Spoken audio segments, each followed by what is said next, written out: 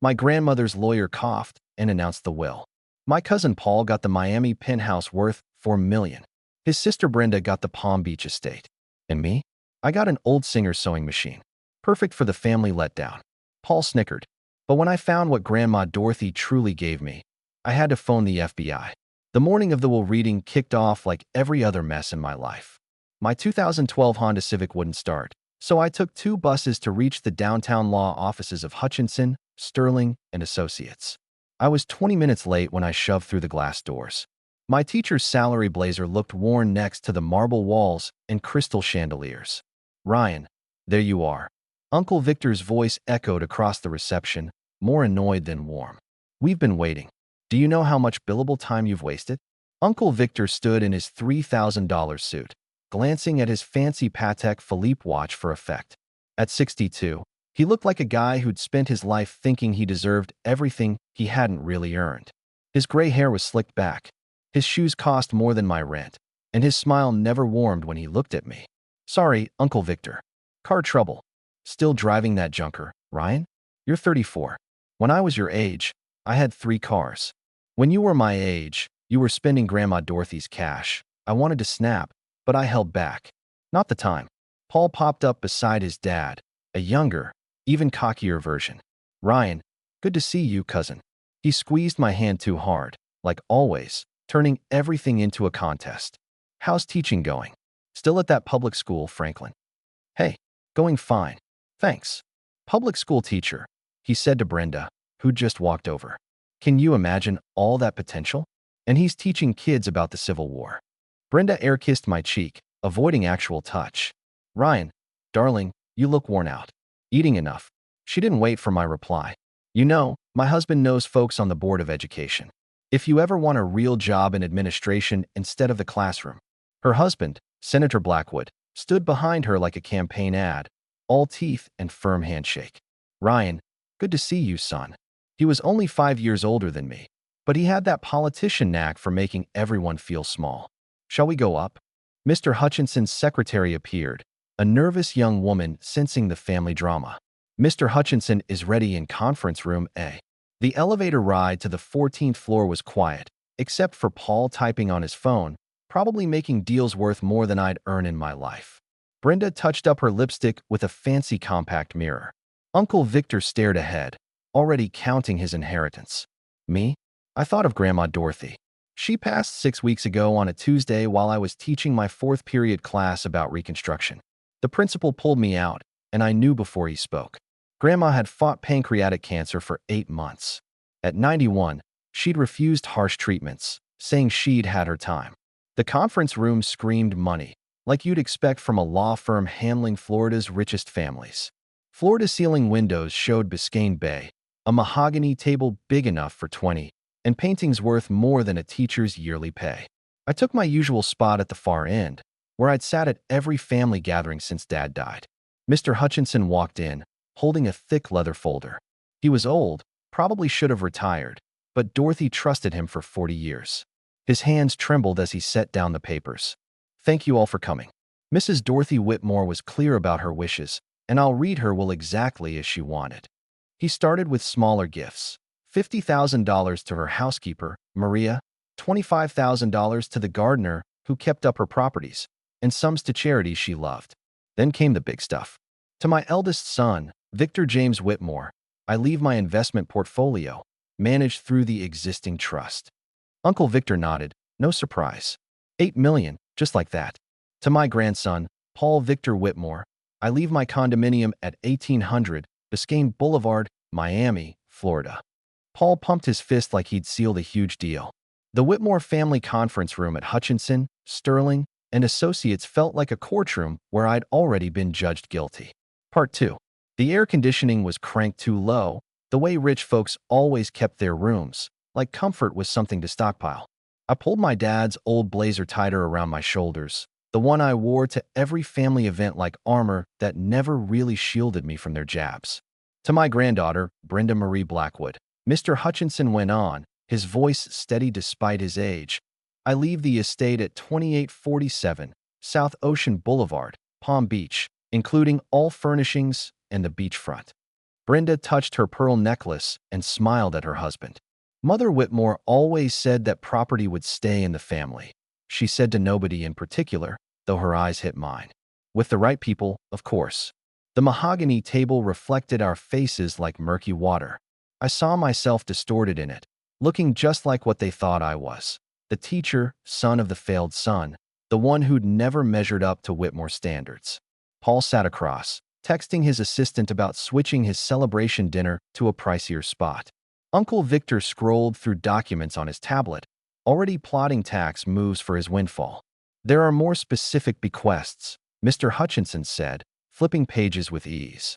He listed cousins I'd barely met, each getting between $10,000 and $50,000. Dorothy's personal items went to her country club friends. Her jewelry went to female relatives who never visited during her chemo. I'd been there every Tuesday and Thursday after school, bringing her subs from her favorite deli, sitting with her while poison dripped into her veins. She'd tell me stories about buying her first property in 1958, facing down bankers who wouldn't take a woman seriously, building her empire one deal at a time. "You remind me of your father," she'd said near the end. "Alan had integrity. That's rarer than money, Ryan." "Now," Mr. Hutchinson said, pulling me back, "we come to the final personal bequest. To my grandson, Ryan Allen Whitmore, I leave my 1952 Singer featherweight sewing machine, Model 221, stored in the attic of the family home at 445 Coral Way." Silence lasted 3 seconds before Paul's laughter boomed. Not a chuckle, but a full-on laugh echoing off the windows. "A sewing machine?" He wiped tears from his eyes. "That's perfect. Ryan gets a sewing machine." "Paul, please," Uncle Victor said, but his mouth twitched with amusement. "Show some respect." "No, Dad, it's poetic. The teacher gets an old sewing machine. What's he supposed to do? Teach home EC? Do they even have that anymore?" Brenda leaned forward, her voice oozing fake pity. "Ryan, it's sweet. Grandma Dorothy always said you were special to her. It must have sentimental value." "Sentimental value doesn't pay rent," Paul added, still laughing. "But, Ryan, that thing might fetch $100 on eBay." Mr. Hutchinson cleared his throat. "The sewing machine is a restricted bequest. It cannot be sold, donated, or transferred for 10 years. Paul was losing it. "Ryan, did you tick her off? Correct her grammar too much." I kept my face blank, a trick I'd mastered at family gatherings. Inside, my stomach twisted with hurt and confusion. Dorothy had been my biggest supporter, the one who backed my choice to teach, who said the world needed people who shaped minds, not just moved money. Why this? "The estate will be liquidated per the 2015 trust provisions," Mr. Hutchinson continued, closing the folder. "The family home will be sold, proceeds divided per Appendix C. Mr. Ryan Whitmore may retrieve his bequest at his earliest convenience." Uncle Victor stood, buttoning his jacket smoothly, a man who got what he expected. "Well, Ryan, you'll want to grab that machine soon. The house goes on the market Monday." "Monday? Grandma's only been gone 6 weeks." "The market's hot," Victor replied, heading for the door. No sense getting sappy over real estate. The rest of the reading blurred into greed and satisfaction. Paul called his office to have champagne ready. Brenda talked renovation plans with Senator Blackwood, something about a tennis court where Dorothy's garden was. Uncle Victor was on the phone with his financial guy, setting up meetings. I sat watching them carve up her life like vultures. Not one mentioned missing her. Not one shared a memory or shed a tear. They got what they came for. Dorothy Whitmore was just a signature on a check now. "Ryan," Mr. Hutchinson's voice cut through. "There's a storage unit key for the sewing machine. The family home is being shown to buyers this weekend, so collect it before then." He handed me a small brass key with a tag reading Attic East Wing. I pocketed it, avoiding their amused looks. "Don't forget to check for thread," Paul called as I left. "Wouldn't want you buying accessories." The drive to Dorothy's house in Coral Gables took 40 minutes in Miami traffic. I'd made this drive hundreds of times, but this was the last. The big Mediterranean Revival mansion sat on 2 acres, its coral stone walls glowing pink in the afternoon sun.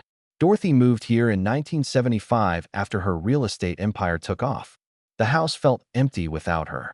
Maria, the housekeeper, was gone, and the furniture was covered in white sheets like ghosts.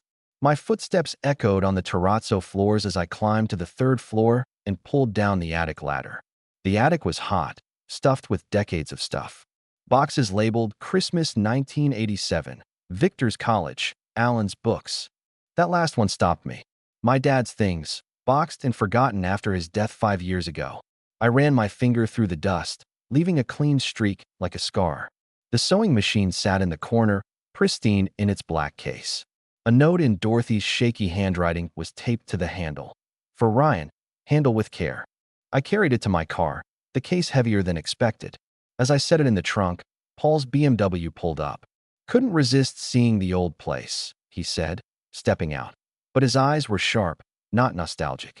Dad wants me to check what's up there. Make sure nothing valuable's left. Mostly Christmas decorations and old photos. Photos can be valuable, especially if they're embarrassing. He winked like we were in on it. Brenda's husband has big political plans. Can't be too careful. He went inside while I sat in my car, staring at the sewing machine case in my rearview mirror. Why this? Why something so worthless when she knew how they'd react?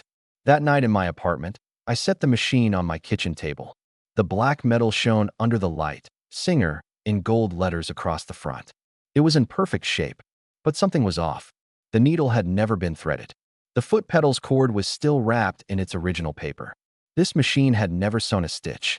Dorothy had told me stories about her first sewing machine, how she started her empire altering clothes for rich Miami Beach widows. Every fortune starts with a single thread, Ryan, she'd said. Pull it carefully, and the whole fabric shows itself. But this wasn't that machine. That one was in the Smithsonian, part of their Women Entrepreneurs exhibit. She'd donated it years ago, proud her story would inspire others. I checked every compartment, every surface. In the small drawer for attachments, I found the 1952 manual, yellowed but intact.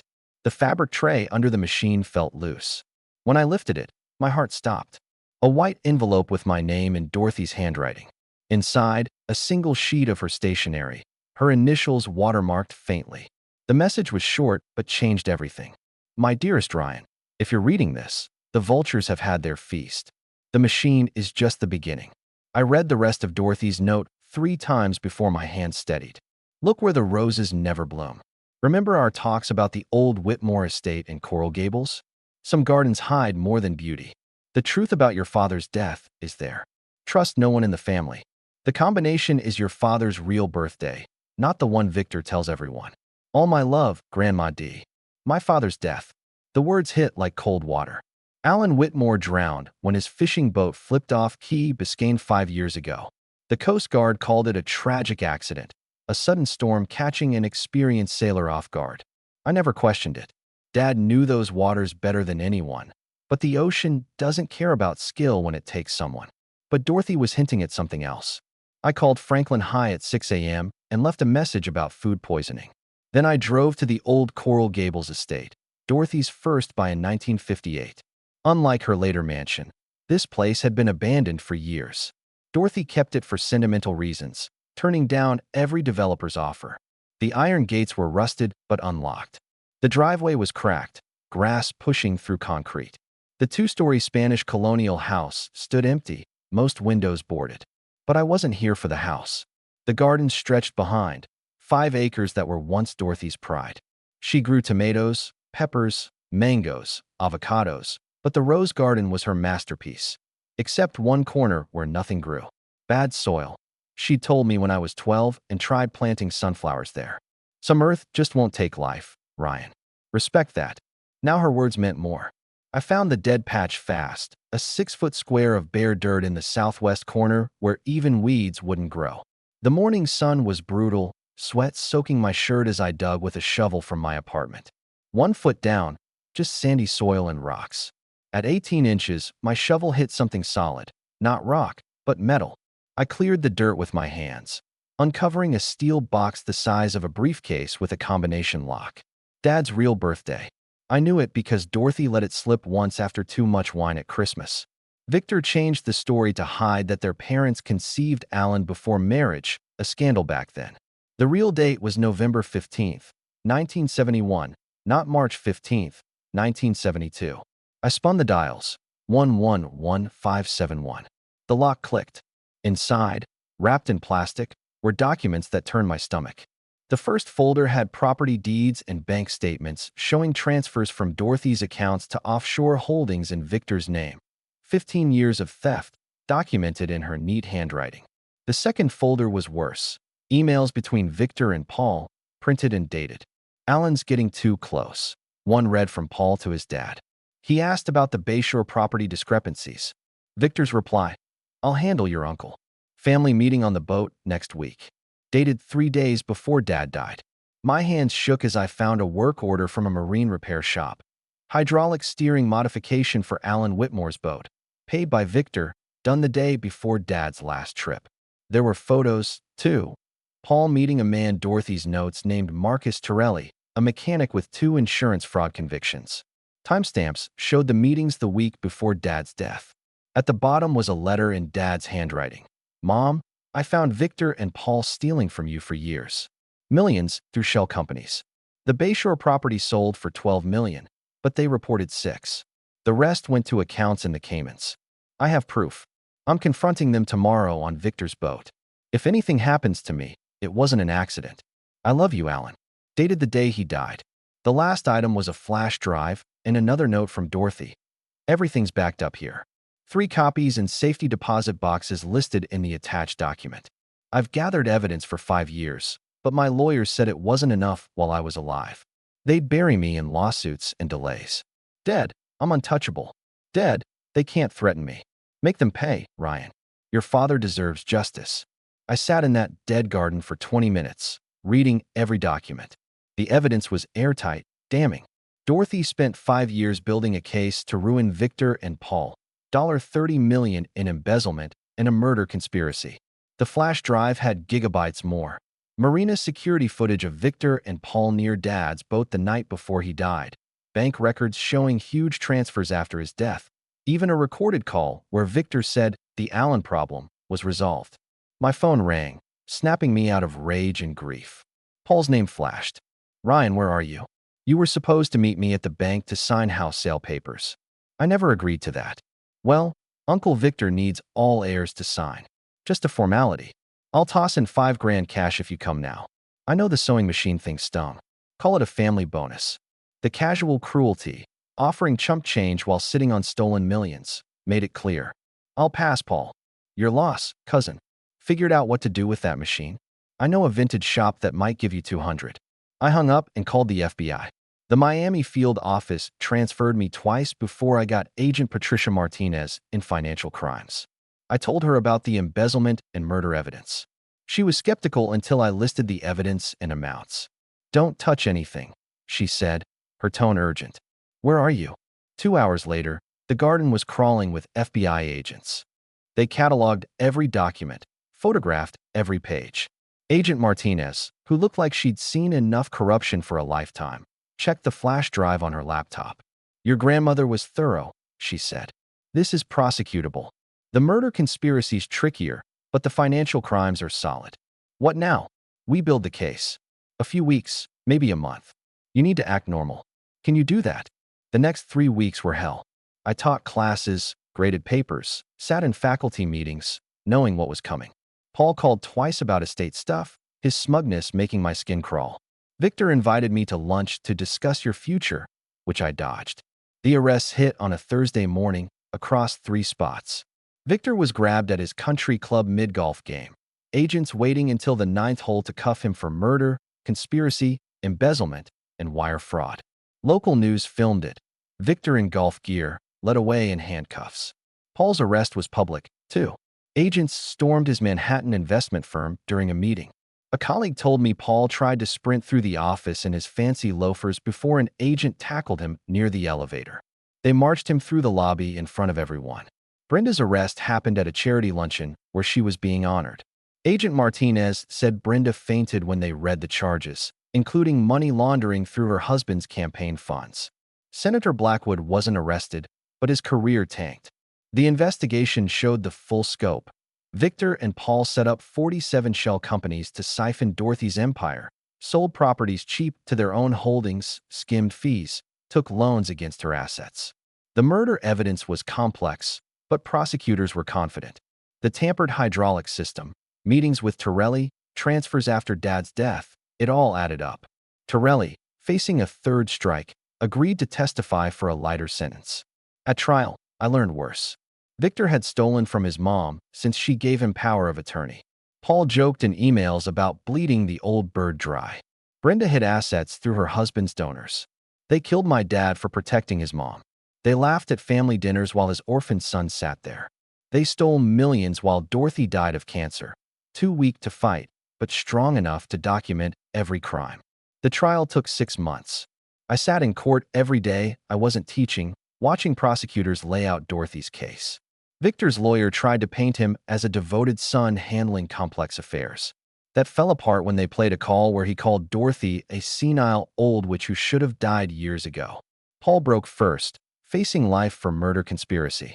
He testified against Victor for a reduced 25-year sentence. His testimony was brutal. Victor planned it all, tested the boat modification, watched weather reports for the perfect storm. "Did you feel remorse?" the prosecutor asked. Paul looked at me. "Alan was going to ruin everything we built." "You mean everything you stole?" "Everything we deserved." That word, deserved, summed up their mindset. They deserved Dorothy's money because they were her blood. They deserved to steal because they were smarter. They deserved to kill because someone stood in their way. Victor got life without parole. The jury took under 2 hours.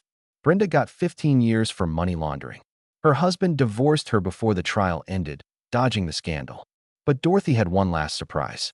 Mr. Hutchinson called me the day after the verdicts. "Ryan, there's an addendum to your grandmother's will, sealed until the guilty were prosecuted." I met him at the same conference room where I'd been mocked 6 months earlier, this time alone. "Your grandmother restructured everything 2 years ago," he said, sliding papers across. The bequests to Victor, Paul, and Brenda depended on them being clean of crimes against her estate. Upon conviction, everything goes to you. Everything. Every property, investment, penny they thought they'd won, $50 million, plus criminal restitution.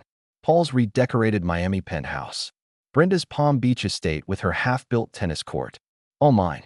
More importantly, another letter from Dorothy. "My dearest Ryan, if you're reading this, justice is served. I knew about your father's murder within weeks.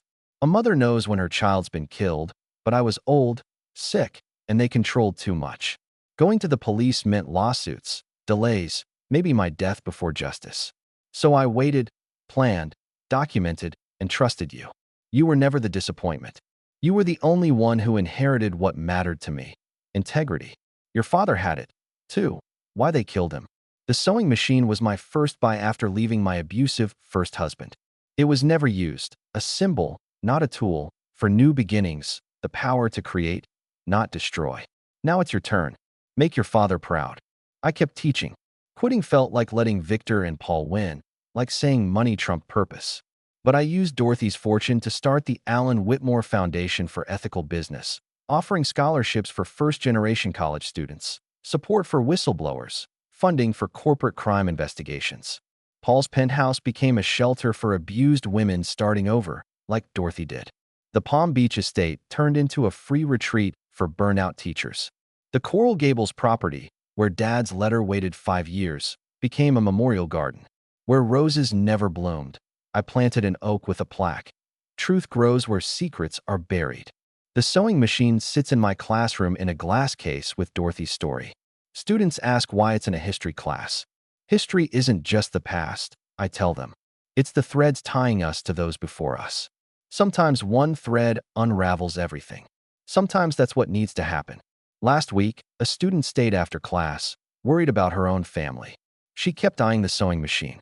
"Mr. Whitmore, how'd your grandmother know you'd figure it out?" She knew I'd remember her stories. She knew I'd care enough to dig deeper. Mostly, she knew I was my father's son. That's the real gift Dorothy left me. Knowing justice can be delayed but not denied. That truth can survive burial if someone cares to dig. That the smallest gifts can hold the greatest power. Hey, everyone, if you like this story about uncovering family secrets and finding justice, hit the like button and share it with someone who loves a mystery. Drop a comment about what you'd do in Ryan's shoes. Subscribe for more true stories every week. Thanks for watching. And remember, sometimes the most valuable inheritances aren't the ones everyone sees.